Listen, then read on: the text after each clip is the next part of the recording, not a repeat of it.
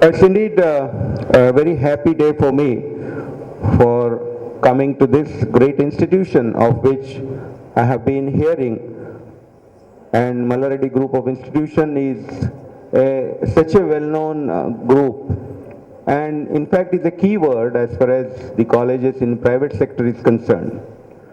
Anybody who would be appearing for MSET examination, and it so happens that since we are part of the university system and we have been there with this process of admissions and etc., people do come to me also and ask for an advice or a counseling as to what I should do for my ward. And on their list, one of the institutions that would be always there, should we opt for this option, is obviously the Mallareddy Group of Institutions. So that speaks that this particular group of institution has made a mark in the field of education, particularly technical education, in the city of Hyderabad, in Andhra Pradesh, and for that matter, in the whole of the country. So at the outset, I would like to present my compliments to the management of this group of institutions and all those stakeholders who have made this possible for Mallareddy Group of Institutions to make its name in the country.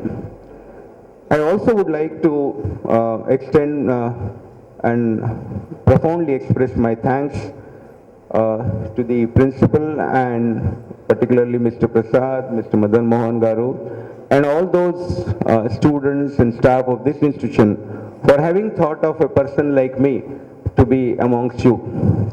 More than to be called as a chief guest, I would love to be a part of this system because I always love to be part of any educational institution. For that matter, I must share that I chose this profession of teaching as my first choice, as not as the last choice, because I did not get anything else.